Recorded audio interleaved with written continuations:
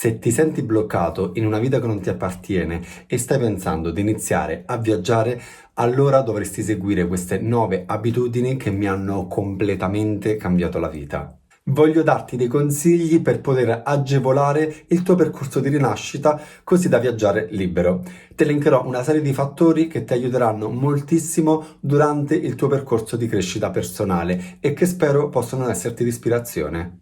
Ciao randaggi! Con questo terzo episodio concluderemo la miniserie sul tema del cambiamento. Nella prima parte vi ho raccontato i 10 passi per cambiare vita, se vi siete persi il video ve lo lascio qui, mentre nell'episodio precedente vi ho parlato degli ostacoli da superare. Anche questo video ve lo lascio qui, ma comunque trovate tutto anche in descrizione, vi lascio i link così sicuro non ve li perdete.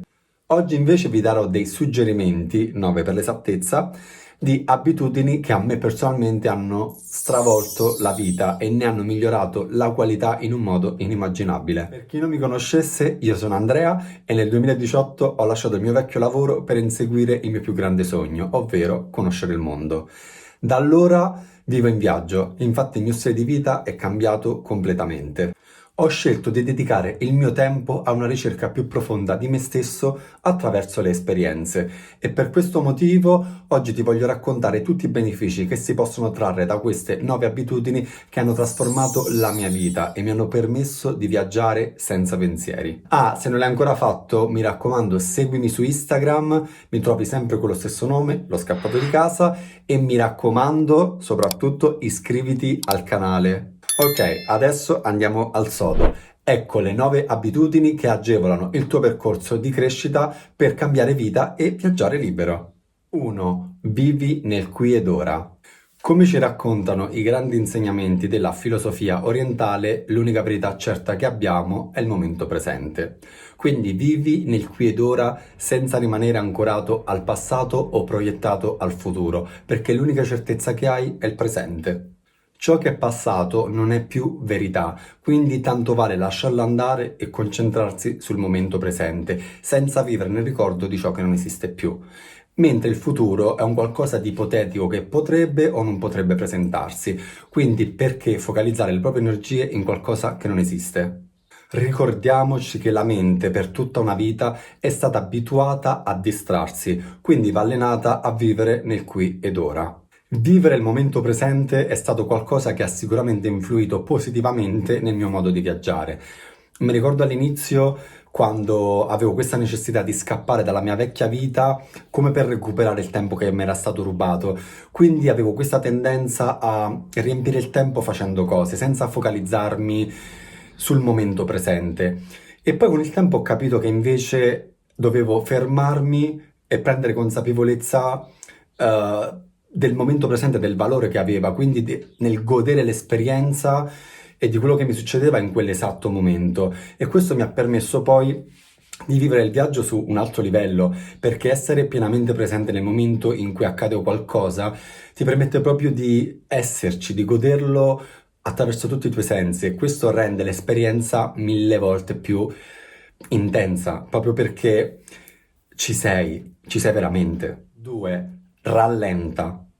Viviamo in una società che corre, produce, consuma sempre più velocemente ad un ritmo disumano. Io invece credo che sia fondamentale imparare a vivere ad un ritmo umano, più naturale, semplicemente più consapevole e attento, e che ci permetta di vivere più lentamente ponendo la dovuta attenzione al momento presente. Correre da un lato all'altro della città, lavorare più di 8 ore al giorno, mangiare di fretta, non è di certo un ritmo sano. Ognuno di noi ha il proprio ritmo e di certo non è uguale per tutti, quindi ti invito a trovare il tuo equilibrio interiore ed ascoltarlo. Io credo fortemente che nel corso della nostra vita arriva un momento dove bisogna rallentare e fermarsi. È il momento di prendersi una pausa da tutto e concedersi del tempo per se stessi per imparare a vivere più consapevolmente. Viviamo nella società del fare, dove bisogna riempire il tempo facendo continuamente cose. Io invece ti invito a fare l'opposto, a non fare, attraverso la meditazione. Il non fare è un atteggiamento che ci connette con il momento presente vivendolo in piena consapevolezza. Prendiamo appunto in esempio la meditazione, l'atto di stare seduti con le gambe incrociate ad occhi chiusi, In quel momento noi cosa stiamo facendo? Nulla. Proprio quella è la rappresentazione del non fare, che non deve avere un'accezione negativa, perché la meditazione ha proprio lo scopo di connettersi con il momento presente per come è, nella sua verità, che può essere pieno di pensieri, può essere noioso, può essere triste, può essere allegro, può essere pacifico, qualunque sia la sua manifestazione. È questo lo scopo della meditazione, ovvero vivere il momento presente per com'è. Bisogna allenarsi a rimanere vigili e presenti nel qui ed ora e risulterà difficile perché la nostra mente è stata abituata ad essere distratta e offuscata. Quando la mente vaga e ti distrae, tu rallenta, prendi fiato e poi fermati. Chiudi gli occhi, fai 3 respiri, poi riapri gli occhi e guardati intorno, focalizzati su ciò che ti circonda e sui dettagli e ti accorgerai che non c'è nulla di banale o scontato. Questo ti aiuterà a riconnetterti con il momento presente. Mi ricordo che questo esercizio mi aiutò tantissimo durante un trekking alle Canarie, dove quel giorno ero particolarmente pensieroso, avevo la testa che rimacinava di pensieri e mi distraeva completamente da ciò che stavo facendo. Ero in un posto pazzesco e mi dicevo: ma perché non riesco a vivermi serenamente questo paesaggio meraviglioso e sto lì a pensare a quello che mi è successo, a quello che dovrò fare dopo? Quindi a un certo punto mi sono proprio nel mezzo del nulla, mi sono fermato, ho mollato tutto quello che stavo facendo, mi sono seduto e ho cominciato a meditare. Ho fatto questo esercizio qua, ho rallentato, ho cominciato a respirare, ho chiuso gli occhi, mi sono fermato e ho cominciato a respirare e a prendere consapevolezza del momento presente. Dopo un po' ho riaperto gli occhi e effettivamente sono riuscito a focalizzarmi su quello che mi sta succedendo intorno, su ciò che vedevo, e questo mi ha riportato con i piedi per terra. E anzi, vi dirò, è stata forse l'unica volta in cui ho percepito sulla mia pelle la pace assoluta. Sarà durata una frazione di secondo, ma l'ho sentita, è stata una roba inspiegabile, raga.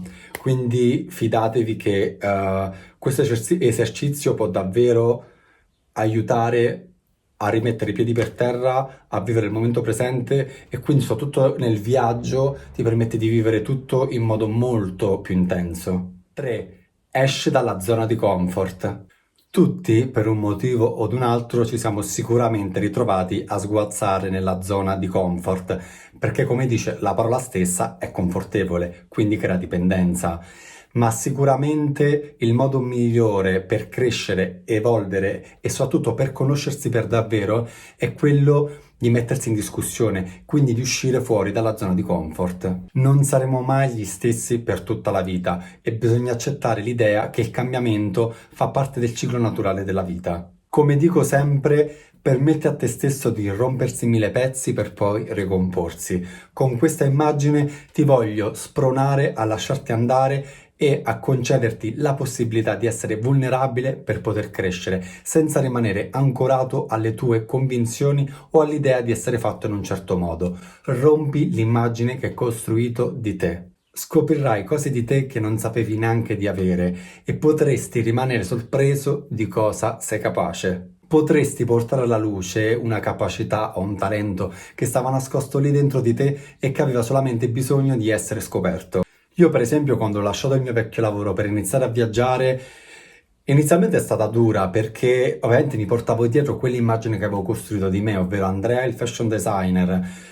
Quindi dovevo rompere appunto quell'immagine per poter darmi la possibilità di evolvere e sperimentare cose nuove. Infatti poi ho fatto viaggi in tenda, on the road, ho sperimentato l'autostop, ho chiesto ospitalità alle persone del posto, cose che forse 6 anni fa neanche pensavo di essere capace, e ho scoperto di avere per esempio un grande spirito di adattamento, ma questo è stato possibile solo perché ho deciso di mettermi in discussione, uscire fuori dalla zona di comfort e provarci. Ricorda, connettiti con il tuo io interiore e comincerai ad indagare sulla tua vera essenza. 4. Scegli la positività e la gentilezza. Su questo punto voglio tornare a leggervi un tratto del libro Vivere momento per momento di Joe Kabat-Zinn, di cui ve ne ho parlato anche nel video precedente, perché tratta questo argomento in un modo molto semplice che mi è piaciuto moltissimo, quindi vi voglio leggere cosa ha scritto. Amore e gentilezza sono sempre dentro di noi da qualche parte. Spesso si celano dietro le paure, le ferite, le insicurezze, l'odio e la nostra visione pessimistica di essere separati o soli. Amore e gentilezza generano benessere a te e agli altri e una qualsiasi manifestazione d'amore, un sorriso o un gesto di gentilezza contengono un'enorme, meravigliosa e gratificante portata energetica che potrebbe sorprenderti più di quanto credi. Ricordati che essere positivi e gentili è una scelta e puoi lavorarci ogni giorno per prendere confidenza con questi aspetti della vita. Queste parole sono sacrosanta verità. Mi ricordo infatti tutto l'amore e la gentilezza che ho ricevuto durante i miei viaggi e che mi ha aiutato tantissimo anche semplicemente a migliorare la mia giornata, perché basta veramente poco, un sorriso, un gesto di gentilezza che ha quella portata energetica talmente positiva da magari migliorare semplicemente la giornata di qualcuno e credo che sia una cosa meravigliosa. 5. Riconnettiti con la natura. Hai presente quando da bambino ti tuffavi nelle pozzanghere, ti arrampicavi sugli alberi o rotolavi nei prati? Bene, quella era il tuo istinto naturale di essere umano nella sua essenza più vera. Sto parlando del naturale bisogno di vivere in simbiosi con l'ambiente circostante, ovvero la natura. Per questo parlo di riconnessione e non di connessione, perché è un qualcosa che va semplicemente ritrovato dentro di te, è un qualcosa che fa parte naturalmente dell'essere umano. Poi cresciamo, ci abituiamo a vivere nel cemento, nello smog e perdiamo sempre di più il contatto con madre natura. Sempre presi dal lavoro e dalle nostre preoccupazioni, ad un certo punto ci convinciamo che la natura sia semplicemente uno sfondo che appare dietro le nostre vite e la viviamo in funzione dei nostri bisogni, sfruttandola senza rispetto. Ma la verità è che noi siamo solo gli ospiti in questa terra e non i possessori. Ricorda che noi siamo natura, siamo interconnessi nel complesso equilibrio della vita.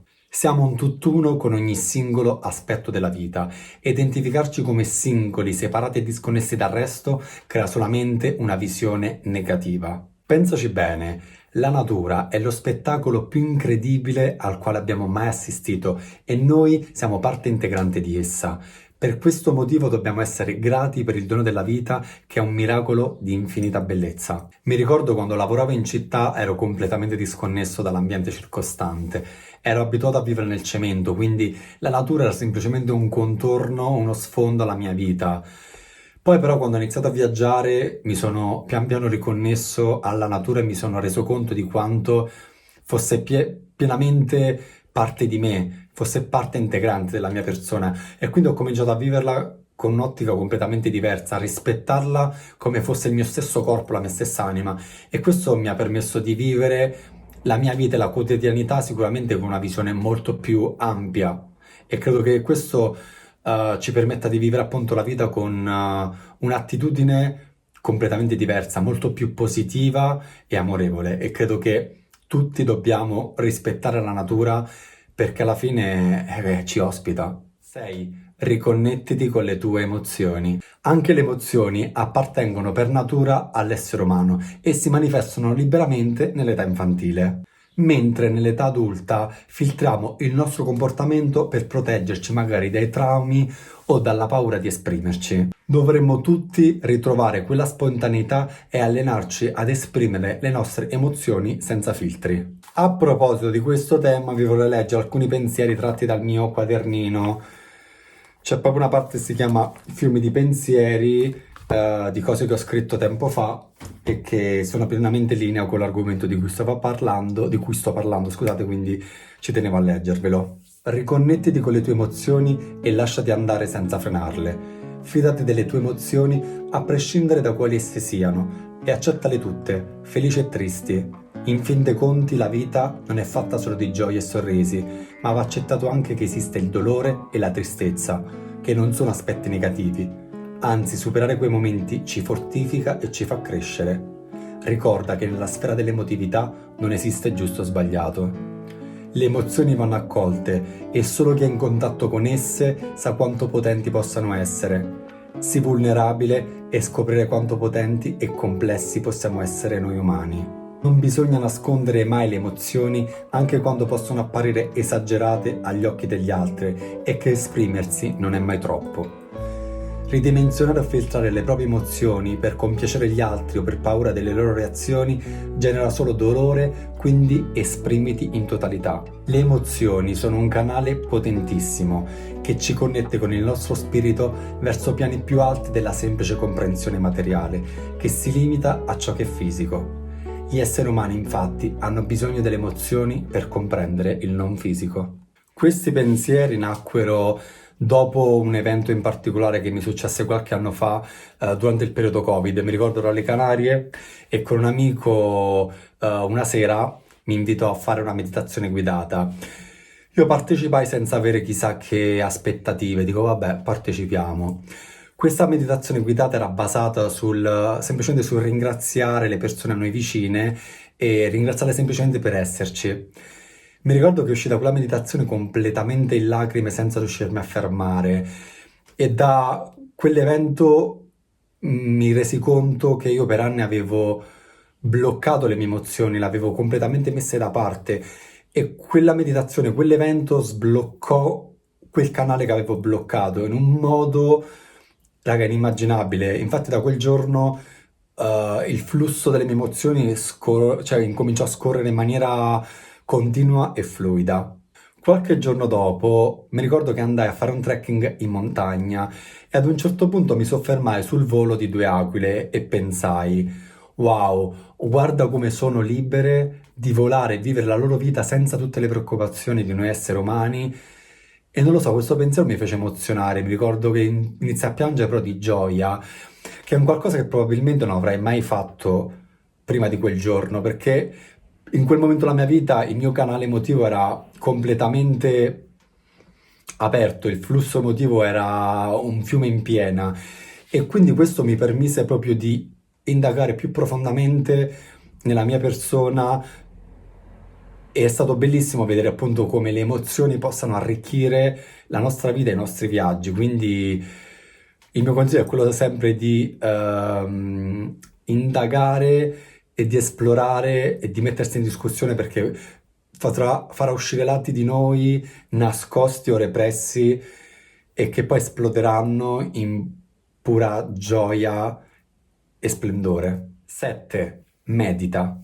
Ci tengo a precisare che il percorso di crescita personale non ha come scopo quello di cercare degli obiettivi, ma è piuttosto un gesto di responsabilità e amore verso se stessi. A questo proposito vi voglio leggere un altro tratto preso dal libro di Jon Kabat-Zinn, Vivere momento per momento. Vi consiglio di leggerlo perché è veramente una guida alla vita. Adesso so che hanno fatto una versione aggiornata, quindi la copertina sicuramente è cambiata e l'hanno anche ampliato. Fidatevi, è un libro pazzesco. Adesso andiamo a leggere questo passo. La meditazione non deve essere vista come un atto finalizzato a creare un momento speciale o come il raggiungimento di un obiettivo, ma è pura consapevolezza del momento presente per com'è. L'obiettivo di ottenere dei risultati dalla meditazione crea false aspettative e di conseguenza delusione. Bisogna approcciare a questa pratica coscienti del fatto che è una tecnica per prendere consapevolezza del momento presente e viverlo per davvero, rimanendo vigili e concentrati nel qui ed ora. La meditazione è anche un atteggiamento che puoi scegliere di adottare durante il percorso della tua giornata e viverla per davvero con consapevolezza. Ma cosa significa vivere con un'attitudine meditativa? Quando si parla di meditazione, l'immagine che viene alla mente è una persona seduta con le gambe incrociate e gli occhi chiusi, ma si può meditare anche mentre cammini, mangi, ti lavi i denti. Puoi meditare in ogni momento della giornata.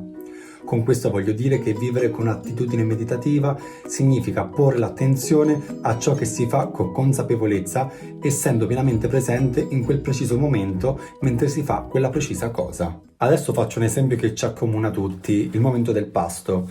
Pensiamo a quando ingeriamo del cibo, spesso mentre mangiamo, nel mentre stiamo vedendo la televisione, rispondiamo a un messaggio, stiamo facendo 300.000 cose contemporaneamente. Se invece ci focalizzassimo sul momento del pasto a 360 gradi e sviluppassimo tutti i sensi direzionati su quell'unica esperienza, la vivremmo sicuramente in tutt'altro modo. Pensa a, non so, prendere un chicco d'uva. Quindi il momento in cui lo si prende in mano, sentire la sensazione nelle mani, poi avvicinarlo alla bocca e sentirne l'odore. A un certo punto prendere consapevolezza della masticazione, della consistenza che si ha dentro la bocca, la sensazione che crea la masticazione all'interno della bocca, l'umidità, il sapore, la consistenza, fino a sentire la sensazione del cibo che scende nella gola e così via.